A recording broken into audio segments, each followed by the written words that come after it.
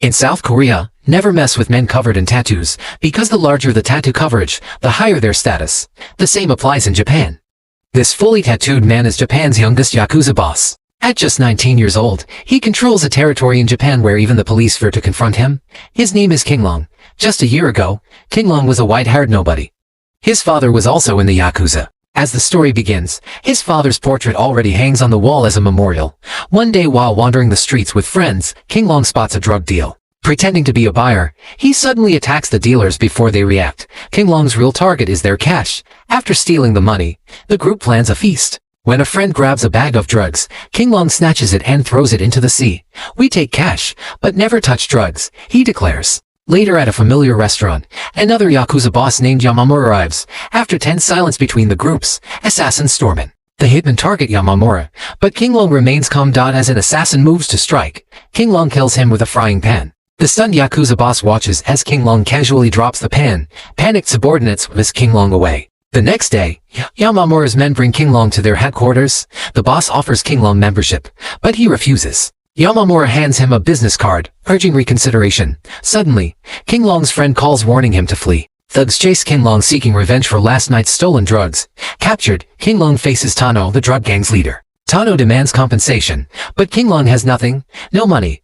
"Then we'll sell your organs overseas," Tano threatens. As they prepare to ship him out, Tano spots Yamamura's card and mistakes Qinglong for his ally. Though Qinglong denies Yakuza ties, Tano's gang is allied with Yamamura's. Tano calls to verify Qinglong's status. Yamamura's men soon retrieve Qinglong. Meeting Yamamura, Qinglong hears the life-changing question. "Got anywhere to go, kid?" These words break Qinglong's defenses. He bursts into tears. Fatherless since youth, and now orphaned completely. Thus begins Qinglong's rise as Yamamura's protege in the Yakuza. A year later, with new hairstyle, Qinglong returns to the restaurant, tipping the owner's son.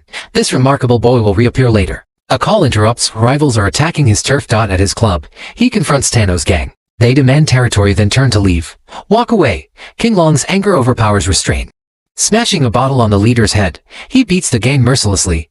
Afterward, a waitress tends his wounds. Xiaomei. Qinglong grows fond of Xiaomei, little beauty. On their date, he learns she's a student working honorably for tuition, making Qinglong admire her more. Meanwhile, Tano demands territory compensation from Yamamura. Yamamura chooses Qinglong over the alliance, severing ties. Bring the fight, Yamamura challenges, and raging Tano. Never provoke Yakuza. Their vengeance is absolute.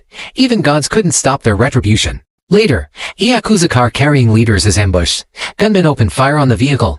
Qinglong shields Yamamura, but the driver takes fatal bullets. After ensuring Yamamura's safety, Qinglong pursues the attackers.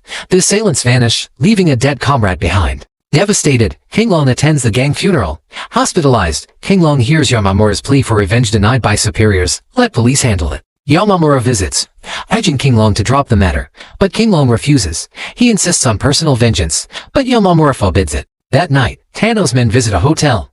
Qinglong arrives limping, ready for revenge when the second-in-command kills the targets first. Taking blame, Qinglong orders him to flee. "Go. I'll handle this." He finishes the job. When Tano arrives, only corpses remain. At Xiaomei's home, she tries to clean his wounds, but Qinglong's intentions deepen their relationship. That night, he impregnates her. The next day, Qinglong returns to the gang. Yamamura feels pride but also sorrow for his actions. Seconds later, police arrive.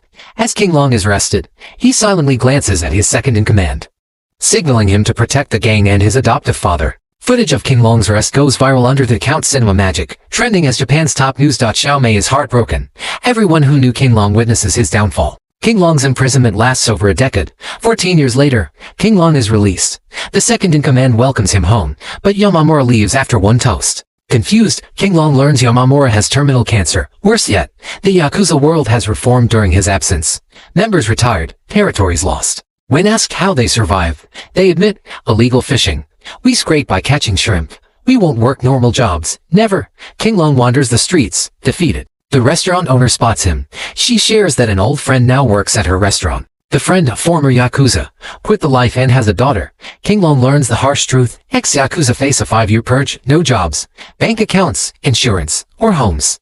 Only after 5 years are they seen as human again. After a meal, Qinglong tries to pay, but his friend insists.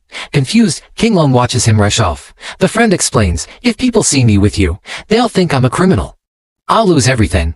He flees. Qinglong sits alone in despair. The owner comforts him as he drinks his pain away. A white-haired stranger enters, familiar yet unrecognizable. It's Xiao Shui, the boy Qinglong helped 14 years ago. Now grown.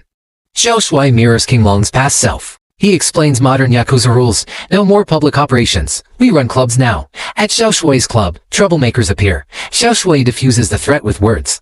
I've always admired you. Xiao Shui says. After Qinglong's arrest, Xiao Shui did dirty work for the gang but won't elaborate. Back at HQ, as Yamamura's hospitalization costs mount, Qinglong covers the full fee. He confronts the second in command. What dirty work? Drug trafficking. Fishing won't pay the bills. At a warehouse, Qinglong fights his deputy, but concedes to harsh reality. He blames no one. Survival comes first. A call leads Qinglong to Xiaomei. She changed her number post-prison, but he tracks her down. He waits outside her workplace. After 14 years, they reunite. Xiaomei says coldly, we shouldn't meet again. Qinglong is shattered. She reveals, we have a daughter. I'll never tell her her father is a gangster. She leaves. Prison broke Qinglong more than he realized. Meanwhile, Xiao Shui angers Tano during a deal. Tano remarks, you're like your father. Xiao Shui demands clarification, but Tano stays silent.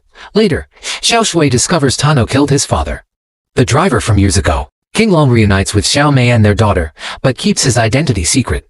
With friends' help, he gets a job, but co-workers expose his past online. The photo trends, ruining lives. Xiaomei loses her job. Friends are beaten for leaking the photo. All three lose their jobs. One friend's wife leaves him. Qinglong returns home to Xiaomei's fury. Alone again, he drinks at the restaurant. Xiao Shui finds his father's killer Tano. Qinglong urges, protect your mother. At the hospital, Yamamura dies. Qinglong has nothing left. He leaves Xiaomei a final message, wanting to see them. Qinglong kills Tano and his gang. Xiao Shui arrives for revenge, only to find Tano dead by Qinglong's hand. Qinglong waits for Xiaomei, but instead his betrayed friend stabs him. This is your fault. The friend screams. Qinglong forgives him. Qinglong falls into the sea, dying alone. Years later, Xiao Shui visits Qinglong's memorial. Qinglong's daughter asks about her father. Xiao Shui tells her the story as the film concludes. The gang life always demands repayment. The film's message: you choose goodness, always, or regret will follow.